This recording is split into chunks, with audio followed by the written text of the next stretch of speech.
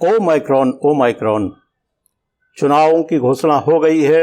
उत्तर प्रदेश समेत 5 राज्यों की विधानसभाओं के लिए आज चुनाव आयोग ने कार्यक्रम घोषित कर दिया है। इसी के साथ आदर्श आचार संहिता भी लागू हो गई है। अब 10 मार्च को जो रिजल्ट आएगा वो 5 राज्यों की विधानसभाओं का गठन करेगा, साथ में उनकी सरकारों का भी निर्धारण करेगा। आइए बात डिटेल में जाते हैं। जे बॉस न्यूज एंड व्यूज के सभी श्रोताओं को मेरा हार्दिक नमस्कार। आज मैं एक नए वीडियो के साथ आप लोगों के समक्ष उपस्थित हूं। उम्मीद करता हूं कि आपके उम्मीदों में यह खरा उतरेगा और आप इसे लाइक करेंगे, सब्सक्राइब करेंगे, संभव हो सकेगा तो इसे शेयर भी करेंगे। इसमें कुछ जानकारियां हैं चुनाव आयोग को लेकर के। चुनाव आयोग किन संवैधानिक शक्तियों के तहत चुनाव कराता है, चुनाव आयोग का गठन कैसे हुआ, चुनाव आयोग की स्थापना कैसे हुई। 7 चरणों में चुनाव होने हैं। उत्तर प्रदेश में 7 चरण होंगे।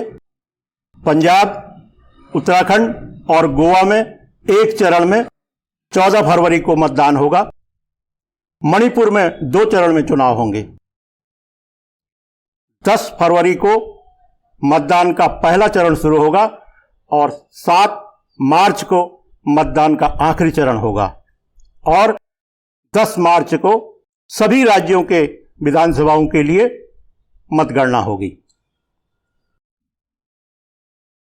चुनाव आयोग ने आज 15 जनवरी तक के लिए सभी चुनाव रैलियों, साइकिल रैलियों, मोटरसाइकिल रैलियों में रोक लगा दी है।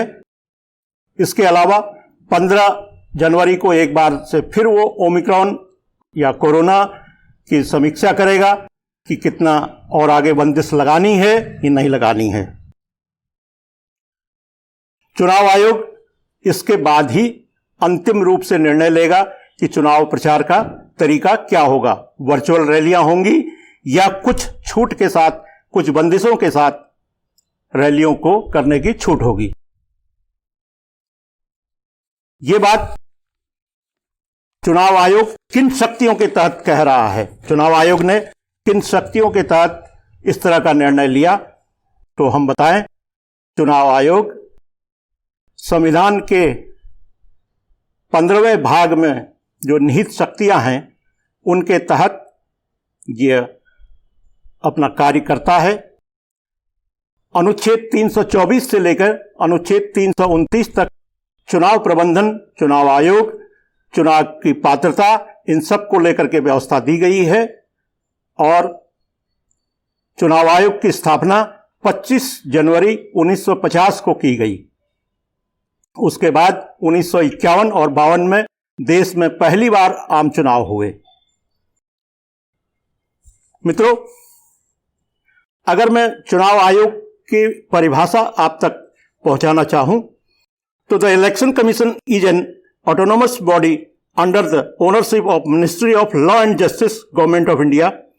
It is established by the Constitution of India directly to ensure free and fair elections in country. It conducts the election to the office of President, Vice President of India, Parliament, State Legislative Assemblies and Legislative Councils. यानी कि भारत निर्वाचन आयोग एक स्वायत्त संस्था है। यह भारत संघ और राज्य निर्वाचन प्रक्रियाओं का संचालन करता है। यह भारत के राष्ट्रपति, उपराष्ट्रपति, संसद यानी कि संसद के दोनों सदन, लोकसभा और राज्यसभा, इसके अलावा विधानसभाओं, राज्यों की विधानसभाओं और जिन राज्यों में विधान परिषद हैं वहां भी चुनाव कराता है। राज्यों के या संसद के आम चुनावों, मध्यावधि चुनावों के अलावा उपचुनाव कराने की जिम्मेदारी भी चुनाव आयोग की होती है। यह 1950 से लेकर के 1989 यानी कि 1989 तक एक सदस्यीय चुनाव आयोग था, यानी कि निर्वाचन आयुक्त, चुनाव आयुक्त हुआ करता था। टी.एन. शेषन नाम के एक व्यक्ति ऐसे थे जिनके बारे में आपको ध्यान होगा या जो लोग सयाने हैं, जिन लोगों ने 89 का ये दौर देखा है कि चुनाव आयोग किस तरह से सुधार कर सकता है। निहित शक्तियों में उन्होंने, टीएन शेषन ने बाहर से कोई शक्तियां नहीं ली, सिर्फ उनको संविधान प्रदत्त शक्तियों का उन्होंने इस्तेमाल किया और सरकारों को हिला के रख दिया।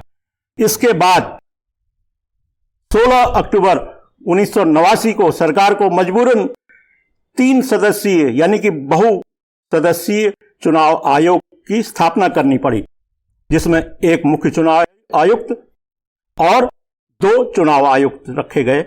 लेकिन 1 जनवरी 1990 को उनका कार्यकाल समाप्त हो गया। उसके बाद से लेकर अगले 3 साल तक फिर 1 सदस्यीय चुनाव आयोग रहा।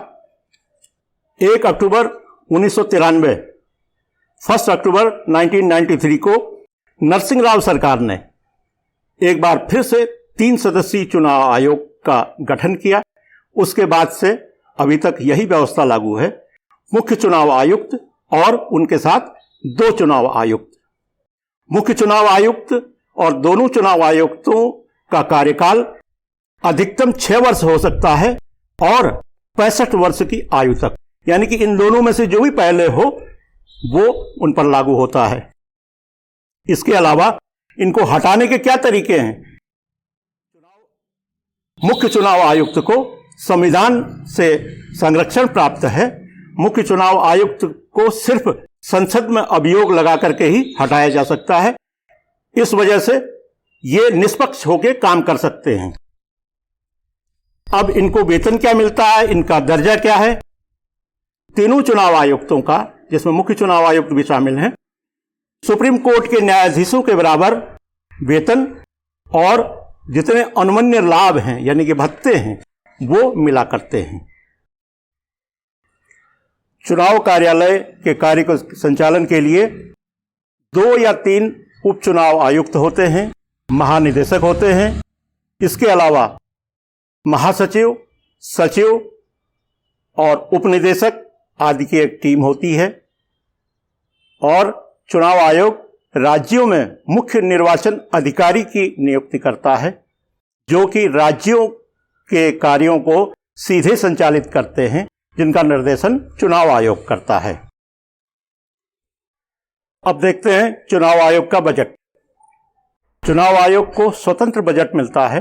चुनाव आयोग का सचिवालय जो है वित्त मंत्रालय के साथ में, यानी कि भारत सरकार के वित्त मंत्रालय को अपना साल का बजट देता है और आमतौर पर वही बजट पास हो जाता है।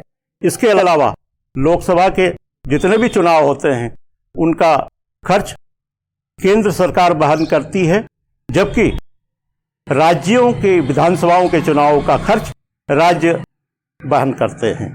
अगर लोकसभा और राज्यों की विधानसभाओं के चुनाव एक साथ हुए तो वो खर्च दोनों में शेयर हो जाता है।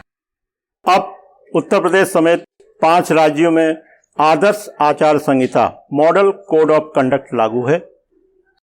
सरकार के गतिविधियों में अब कुछ रोक लगेगी, सरकार की तरफ से कोई घोषणा नहीं हो पाएंगी। पॉलिटिकल पार्टीज हैं उनके आचरण पर भी अब संहिता का पालन करना जरूरी हो जाएगा।